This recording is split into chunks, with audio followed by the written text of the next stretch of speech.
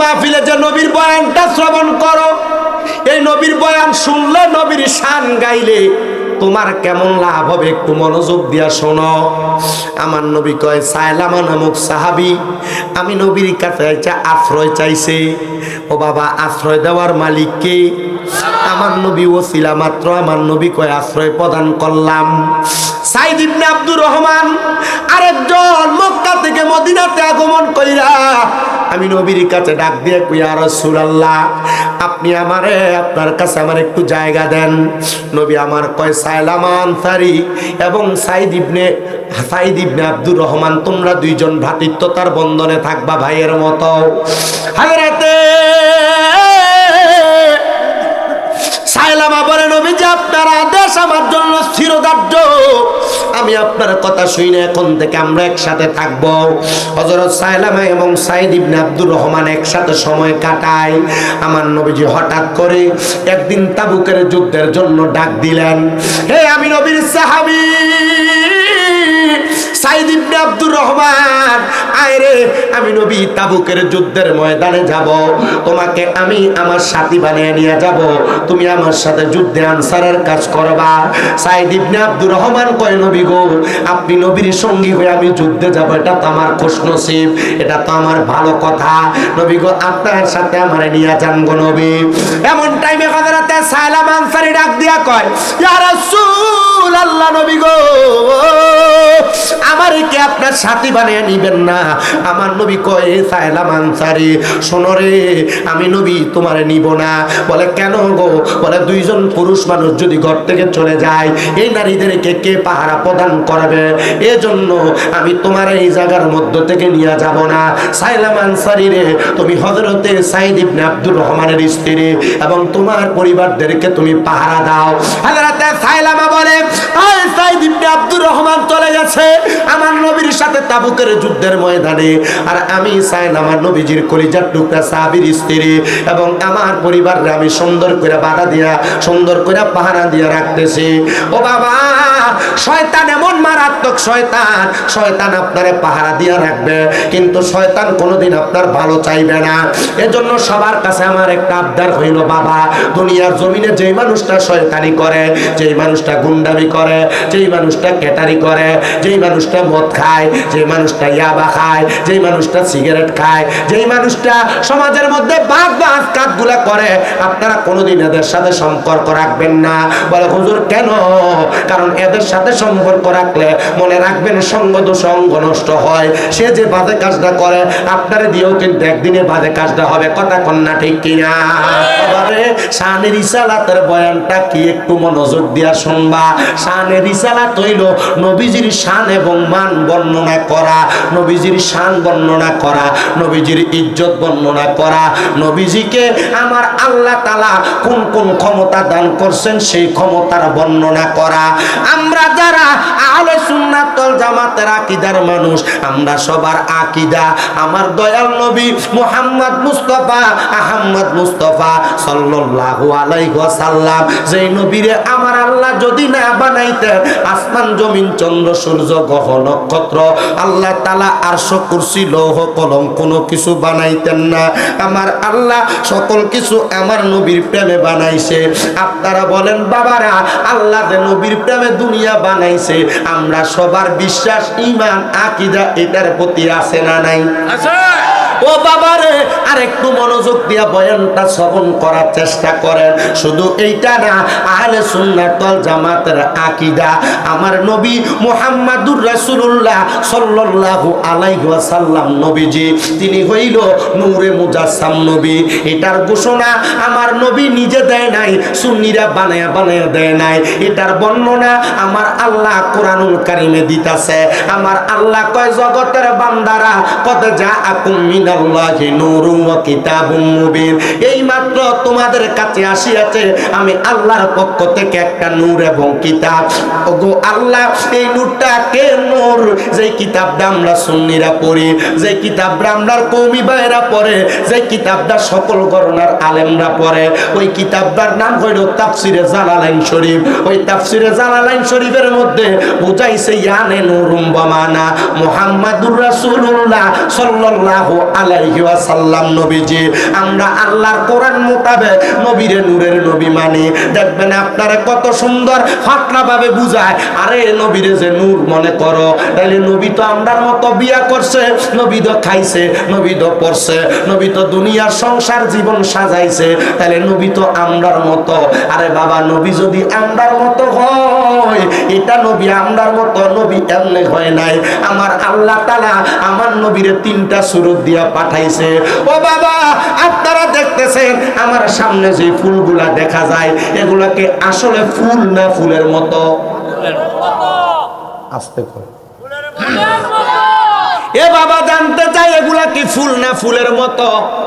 আমার আল্লাহ কোরআনে কইছে নবী মানুষের মতো, কিন্তু মানুষ না। আল্লাহ কেন? এবার আমার আল্লাহ তাআলার কোরআনুল কারীমের আয়াত ব্যাখ্যা করে আসে, কয় ওরে নূর নবীজির 3টি সূরত শোনো হে নবীজির উম্মত, প্রমাণ করে হাদিস আর কোরআন। ওরে একজন সূরতে হাকিকি, 2 নম্বরে মালাইকি, 3 নম্বরে মানবের রূপ ধারণ, বলেন 3 নম্বরে মানবের রূপ ধারণ। নবীর আসে গণ গাইব আমরা কামলিওয়ালার শান, বলেন গাইব আমরা মদিনাওয়ালার শান। নবীর আসে কানে গাইব আমরা কামলি। ওরে নূর নবীজির 3টি সূরত শোনো হে নবীজির উম্মতে, প্রমাণে ওরে 3 নবীজির 3টি সূরত শোনো হে নবীজির উম্মতে, প্রমাণে করে হাদিস আর কোরআন। নবীর আসে কানে গাইব আমরা কামলিওয়ালার শান, বলেন গাইব আমরা মদিনাওয়ালার শান। নবীর আসে কানে গাইব আমরা কামলি বাজানো। আমার নবী নূরের নবী, এই প্রমাণটা যখন আমরা পাইলাম, তো সুন্নিরা আরেকটা বিশ্বাস করে আমার আল্লাহ তাআলা আমার নবীকে উম্মতে মুহাম্মদীর বিভিন্ন জায়গায় হাজির হওয়ার ক্ষমতা দান করে। মাবুদ, আমরাতে হাজির নাজিরের আকীদা রাখি, এই আকীদাটা কি সত্য না মিথ্যা আপনি বলেন না। আমার আল্লাহ কয়, বান্দা আন্নাবিয়্যু আওলা বিল মুমিনিনা বিন আনফুসিহিম আওলা বমানা আকরা নফস বমানা রু। আমার দয়াল নবী ইমানদারের জানের চাইতে আরো নিকটে। বাবারে, নবীরে যদি তোমার নিকটে মনে করো তুমি ইমানদার, যদি মনে করো নবী নাই তাইলে তুমি ইমানদার না। কারণ আল্লাহ কইছে নবী ইমানদারের কাছে, বেঈমানের কাছে না। কারণ বেঈমান আবু জাহেল ছিল, বেঈমান উতবা ছিল, বেঈমান সাহেবা ছিল। আমার নবীরে নিচক দিয়া দেখছে, কিন্তু ঈমান আনে নাই। আবু বকর আমার নবীরে দেখছে, কথা সত্য, ঈমানের চোখ দিয়া দেখছে বিদায় আবু বকর ছিল পাক্কা ইমানদার। আমার দয়াল নবী রাহমাতুল লিল আলামিন নবী হইল গায়েবের খবর দেনেওয়ালা। আমার আল্লাহ তাআলার ওই নবীরে গায়েব জানে না বইলা কত রং বেরঙের কথা বলা হয়। বলে হুজুর প্রমাণ দরকার আমার। আল্লাহ তাআলার কোরআনুল কারীমে সূরা জিনের শেষ 2টা আয়াত লক্ষ্য করে দেখবা। আমার আল্লাহ যে বলল আলিমুল গায়বি ফালা ইযহিরু আলা গায়বিহি আহাদা ইল্লা মান ইরতাদা মির রাসূল। আমার আল্লাহ কয় আমি আমার গায়েবের খবর কাউকে দিই না, ইল্লা মান ইরতাদা মির রাসূল, আমার রাসূল ছাড়া।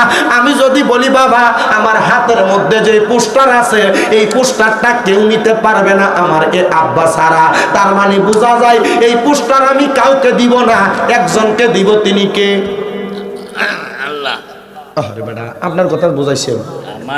আপনার নাম কিটা? মোহাম্মদ ইসরাইল মিয়া। মোহাম্মদ ইসরাইল মিয়া। বাবারে, রাখুন যাইতো না। আমার আব্বার নাম মোহাম্মদ ইসরাইল মিয়া চৌধুরী। আমার হাতে মনে করেন এই পোস্টার, আমি বললাম এই পোস্টার কেউ নিতে পারবে না মোহাম্মদ ইসরাইল মিয়া চৌধুরী সারা। তার মানে পোস্টার কেউ পাবে না, পাবে কি? মোহাম্মদ ইসরাইল মিয়া। আল্লাহ কয় আমি আমার গায়েবের খবর কাউকে দেই না, ইল্লা মানির তা দমির রসুল, আমার রসুল সারা। তার মানে কেউ রে দেয় না, দেয় একজন রে। তিনি কি? রসুল। বেটা, তাহলে গায়েবের খবর জানে কে? রসুল। আরে গায়েবী খবর দেনেওয়ালা এলো রে মক্কায়, গায়েবী খবর দেনেওয়ালা এলো রে। যাহার নাম শুনিলে চমকে ওঠে দিল বেকার হয়ে যায়, নাম শুনিলে চমকে ওঠে দিল বেকার হয়ে যায়। গায়েবী খবর দেনেওয়ালা এলো রে মক্কায়, গায়েবী খবর দেনেওয়ালা এলো রে মক্কায়। আসসালামু আলাইকুম সালাম হাবিবে খোদা, আমি তোমার পাগল মত না করো জোদা। যাহার নাম শুনিলে চমকে ওঠে, নাম শুনিলে চমকে ওঠে দিল বেকার হয়ে যায়। গায়েবী খবর দেনেওয়ালা এলো রে মক্কায়, গায়েবী খবর দেনে। তাহলে আমার নবী গায়েবের খবর দেনেওয়ালা, প্রমাণ দেয় কে? সুন্নিরা বানায়া দেয় না রে বাবা, আমার আল্লাহ তাআলা নিজে প্রমাণ দেয়। সুন্নিদের আরেকটা এই আমরা সবাই সুন্নি নি, কথা কয় না এ বাবা। সুন্নিরা শুধু সুন্নি দাবি করলে চলতো না, সুন্নিরা কি কারণে সুন্নি এটাও জানা লাগবো, কথা কন না ঠিক কিনা? আমরা লগে বাতিল ফেরকাদের সাথে এই বিষয়গুলা নিয়ে দ্বন্দ্ব। আমরা যে কাউরে ওহাবি কই, আমরা যে কাউরে বাতিল বইলা জানি, এগুলা জানার মানে হইল আমরা এডি মানি তারা এডি মানে না, কথা কন না ঠিক কিনা? হে আমার ভাই বাবারা বন্ধুরা, কাউরে গালি দেওয়া কাউরে কটাক্ষ করা এটা আমার উদ্দেশ্য নয়। আমার কথা হইল আমি যেইটা মানি কারো ভালো লাগলে মানবে, কারোর ভালো না লাগলে মানবে না। আসেন আমার বাবারা, সুন্নিদের আরেকটা আকীদা, আমার দয়াল নবী রাহমাতুল লিল আলামিন নবী জিন্দা নবী। কেউ যদি কয় নবী মাটির সাথে মইরা ফুচ্চা গইল্লা গেছে গা, আপনারা বলেন বাবারা, আপনারা এটা মানবেন নি?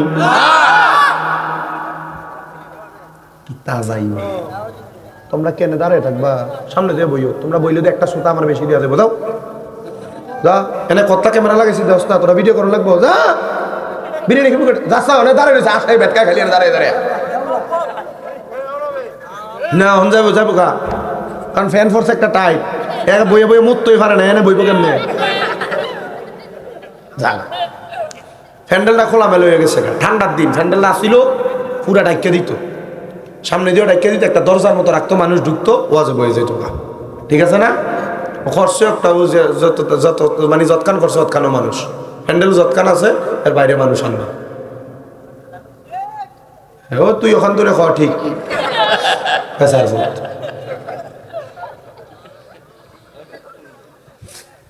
আপনারা আসুন না আমার লোক কতক্ষণ? হুজুর বিরিয়ানি রেডি হয়েছে নি? ঠিক আছে ইনশাআল্লাহ আসুন নি ইনশাআল্লাহ। ফজরের নামাজ পড়তাই না আর কি, সারা রাত আছে। আল্লাহ আপনারে কবুল করতে হোক, আমিন। আসতে কইছেন যে আমি হযরত কোন আমিন। আমার নবী জিন্দা নবী, বিশ্বাস আছে না নাই? একজন জিন্দা নবী শুইয়া আছে গো। আপনাদের কি কষ্ট হইতেছে? মোহাব্বতে গাইবা। একজন জিন্দা নবী শুইয়া আছে গো মদিনা শহরে, নবী গো আর কি দেখা হবে জীবনে, নবী গো আর কি দেখা হবে জীবনে। আমি নিদ্রা যাইতে সময় কাটা গো নবী তোমার দরুদ পড়ে, নবী গো আর কি দেখা হবে জীবনে, নবী গো আর কি দেখা হবে জীবনে। তাহলে আপনারা বলেন আমার নবী কি জিন্দা না মুর্দা? জিন্দা। এ আব্বা অল্প কিছুদিন আগে কুমিল্লা শহরের হোমনা থানা নামক একটা জায়গায় গেছি মাহফিলের, রামপুর এলাকায়। ওই এলাকায় নাকি কোন হুজুর আইছে, হুজুরের কাছে প্রশ্ন দিতে, হুজুর আমাদের নবী কি জিন্দা না মুর্দা? হুজুর কয় আমাদের সমাজে কিছু কিছু মানুষ কয় নবী নাকি জিন্দা, তো সব মানুষ তো মরে, যারা নবীরে জিন্দা কয় তারা জিগাই নবী মরব কবে? হুজুরে কইলেন না নাউজুবিল্লাহ। আমি কইছি ওই হুজুরে বান্দা রাখবা, বান্দার একটা স্বামীরা ধরে খবর দিবা ওই হুজুরে যদি নবীজি কবে মরবো এটার প্রমাণ চায় ওই হুজুরে কইবা নবীজি মরে এটার একটা প্রমাণ দে যদি হুজুর প্রমাণ দিতে পারে তাহলে হুজুরে আমার কাছ থেকে 50 লাখ টাকা দিয়া দেবো আর যদি প্রমাণ না দিতে পারে আমি যদি প্রমাণ করতে পারি নবী মরা না নবী জিন্দা তাহলে হুজুর তারা শুধু বাইন্দার একটা জুতার মালা দিয়ে এলাকা থেকে বিদায় করবা পোলাপান কয় হুজুর আমরা এতদিন ডরে কথা কইতে পারছি না একটা সাহস পাইছে এখন থেকে যে ফকিন্নির পোলা নবীরে মরা নবী কইব মাটির লগে মিশা গেছে গা কইব আমরা বাইন্দারে কেমন শুধু খবর দেন হুজুর আপনি আইবেন আল্লাহর কসম সুন্নিরা মনে রাখবা কবরের মধ্যে যাওয়ার পর যদি আমার নবীরে তোমার মুখ দেখাইতে চাও ওই নবী জিন্দা নবী ওই নবী জিন্দা নবী এই বিশ্বাস অন্তরে রাখার দরকার আছে না না এবেলা নবী যদি মরা হয় তোমার আব্বারা যে মারা যায় মারা যাওয়ার সময় লাশটা কবরে রাখো বিসমিল্লাহি ওয়া আলা মিল্লাতে ইল্লাল্লাহ রাসূলুল্লাহ না নবী না মইরা গেছে তো কিল্লেগা কবরে রাখার সময় আল্লাহর কাছে না দিবা নবীর কাছে কেন দাও তার মানে বোঝা যায় বিসমিল্লাহি ওয়া আলা মিল্লাতে রাসূলিল্লাহ বইলা নবীরে দিছ এবার একই সময়ে যদি পুরা হবিগঞ্জ এলাকার 3 জন মানুষের জানাজা হয় জোহর বাদ হবিগঞ্জ না সারা বাংলাদেশে কয়েকটা জানাজা হইতে হয়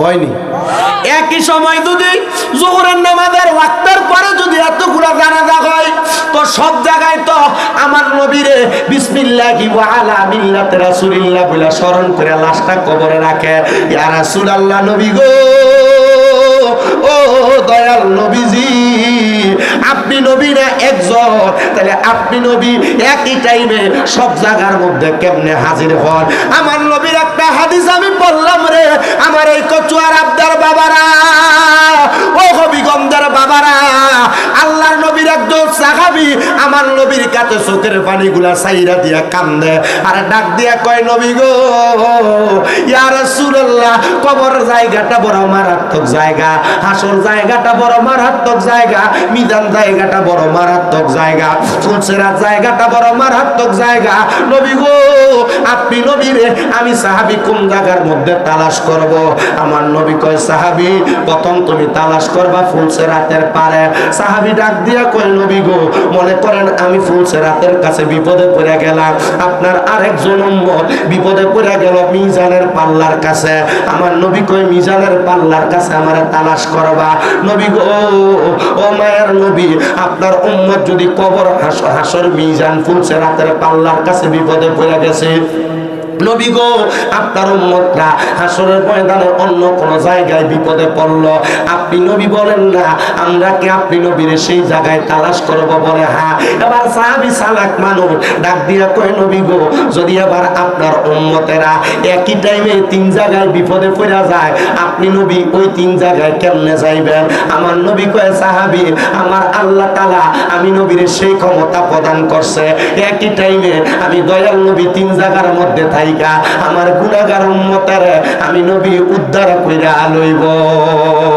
ওরে উম্মতেরই মায়াই নবী কান্দেন যারে যারে উম্মতেরই মায়াই নবী কান্দেন যারে যারে মাফ করে দাও ও হে আল্লাহ উম্মতে গুনাহগার বলেন মাফ করে দাও ও হে আল্লাহ উম্মতে গুনাহগার দয়াল নবী মারহাবা মায়ার নবী মারহাবা জিন্দা নবী মারহাবা মারহাবা মারহাবা মারহাবা মারহাবা নবীজি আবার মাফ করে দাও ও হে আল্লাহ উম্মতে গুনাহগার বলো মাফ করে দাও উম্মতে গুনাহগার মা আমিনার কোলে যখন এলেন নবীজি সিজদায় পড়িয়া কান্দেন উম্মতি উম্মতি উম্মতি উম্মতি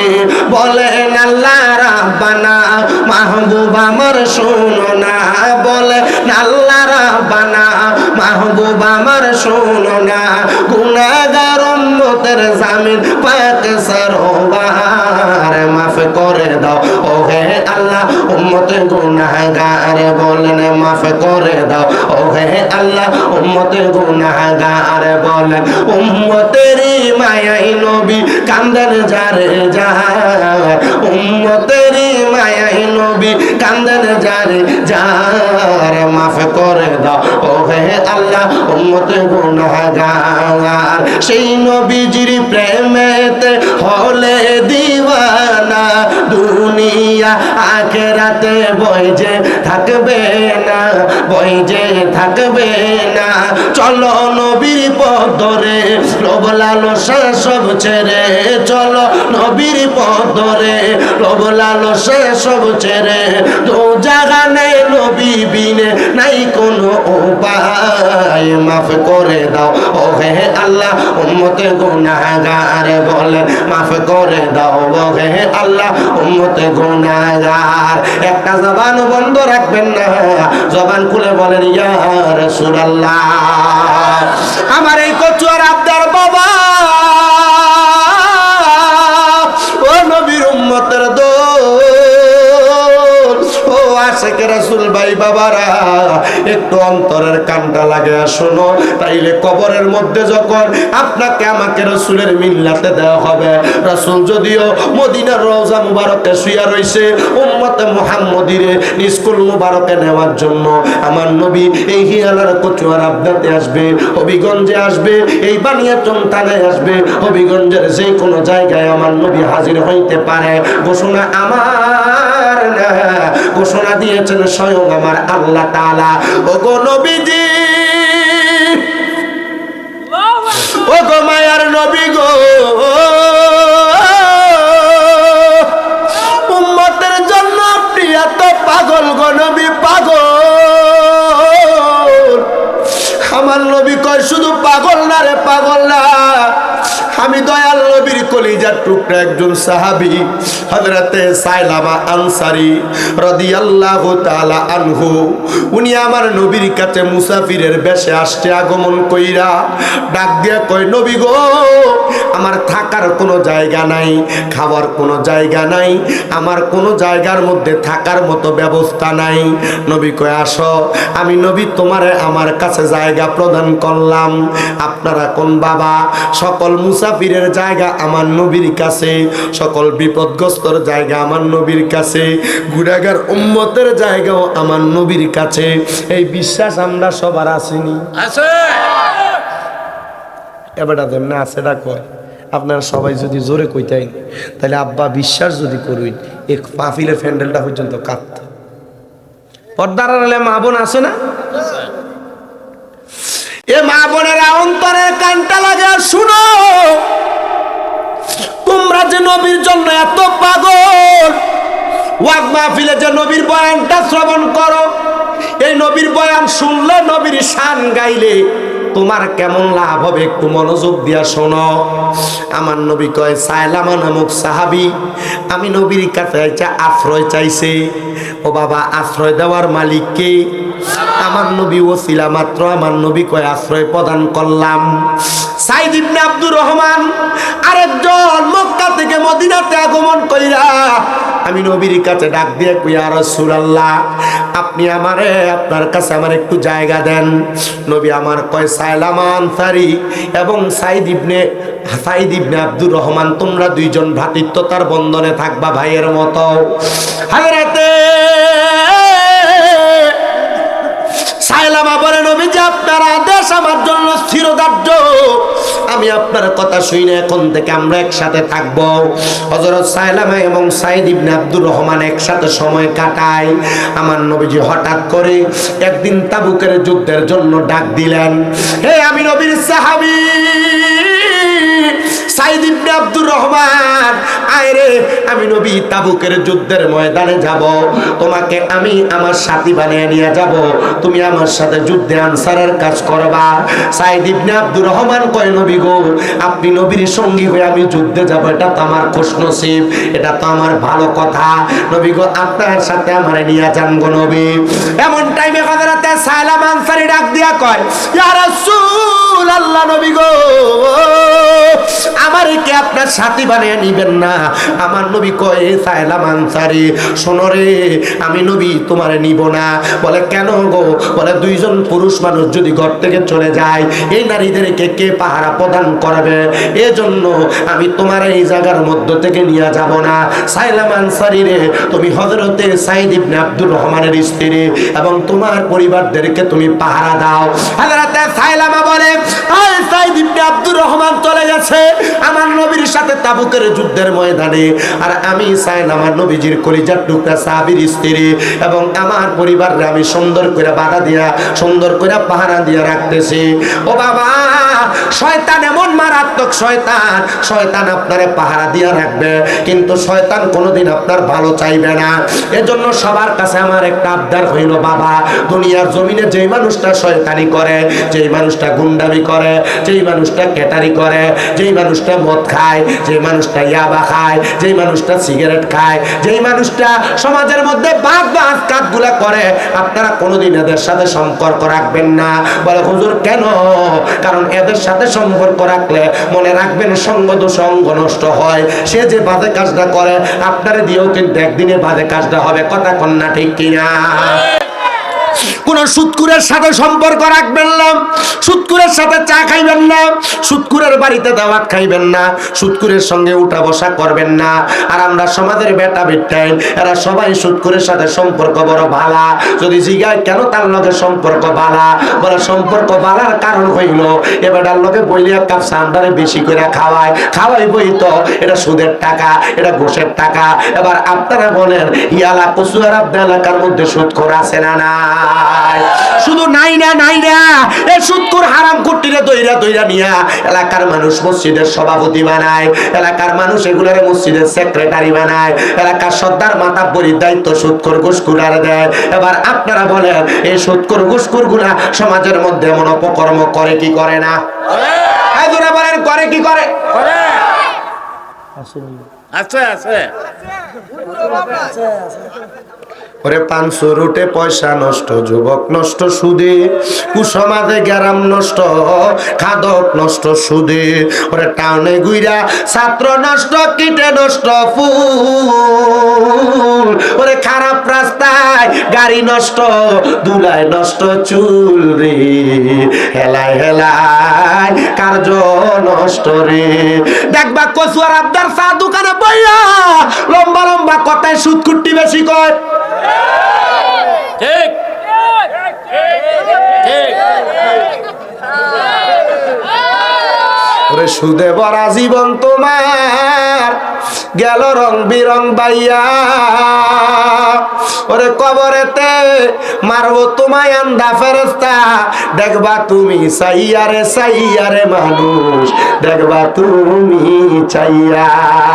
ওরে হারাম ভরা জীবন তোমার নৌকা গেলা বাইয়া, ওরে কবর দেশে খাইবা ফিডা, দেখবা তুমি চাইয়ারে মানুষ, দেখবা তুমি চাইয়া।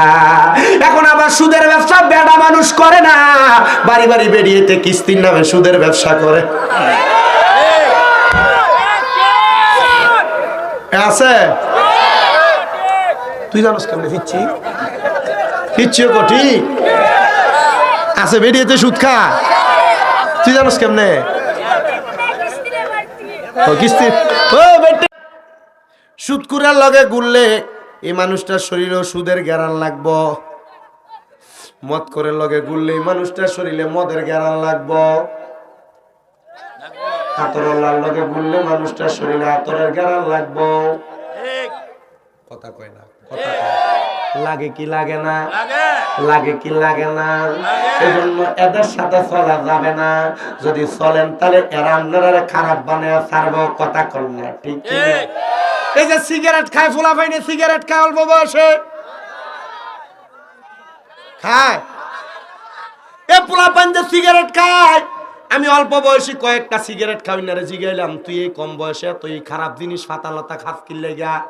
আমি খাই না তো, তুই শিখলি কই? আরে আমার এক বন্ধু কইছিল তুই তো খাস না, একটা টান দিয়ে দেখ। এই একটা টান দিয়ে দেখতে দে হাইয়া আমার জীবনটারে মার্ডার করছে। তোমারে কইছিনি যেটি খাই ডিরি কইছি বেটা। তাহলে যেই বন্ধু তোমারে কয় তুই তো খাসতে একটা টান দিয়া দেখ, এটা কি বালা বন্ধু না ফুংডা ফেংডা? কথা কয় না বালা না ফুংটা? আল্লাহ এমন বন্ধু থেকে আমরা হেফাজত করুক, জোরে কোনা আমিন। এই এবারে বাবা শুনো, শয়তান বালা জিনিস না, শয়তান বড় মারাত্মক জিনিস না, মারাত্মক জিনিস। এই শয়তান তোমারে ধোঁকা দিব, এই শয়তান তোমারে পথভ্রষ্ট করব, এই শয়তানের পথভ্রষ্টতা ধোঁকা থেকে তুমি বাঁচতে পারবা না। এবার এটা হোক প্রকাশ্য শয়তান, হোক এটা অপ্রকাশ্য শয়তান। দেখবেন রমজান মাসে যখন আপনার কাছে আগমন করে, রমজান মাস আগমন করলে আল্লাহ তাআলা তো শয়তানকে বোতল বন্দি করে লাই, আমরা সবাই জানি। কিন্তু মানুষ রূপের কিছু শয়তান আমরা এলাকার মধ্যে থাকে, দেখবেন এটি দোকানটা খোলা রাখে, আবার পর্দা লাগায়, পর্দার তলে ঘুমটা দিয়া দিয়া খায়। এরা যদি জিগায় রমজান মাস আসতে পর্দা লাগে কি লাগা খাও, বলে খাইলে কি হইব, মানুষ আপনারা দেখতে লেগে পর্দা লাগাইছে। কিন্তু মনে রাখবা মানুষ দেখে না, স্বয়ং আমার আল্লাহ দেখে কি দেখে না। রমজান মাস আসলে ডাল বুটের দাম বাড়ায়, এমন সুরও আছে না নাই? রমজান মাস আসলে খেজুর আর চিনির দাম বাড়ায়, মুড়ির দাম বাড়ায়। আপনারা কোন এমন ওষুধ ব্যবসায়ী আছে না নাই?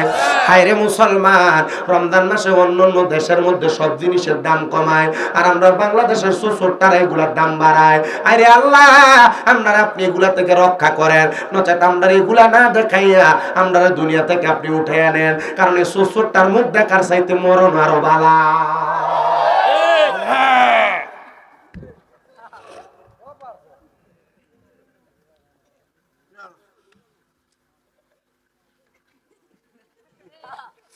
আব্বাজিরা তো যেই কথা বলতেছিলাম, শয়তান মানুষের প্রকাশ্য অপ্রকাশ্য শত্রু, হোক এটা মানুষ শয়তান, হোক এটা জিন শয়তান। এবার কোন শয়তান আছে না নাই?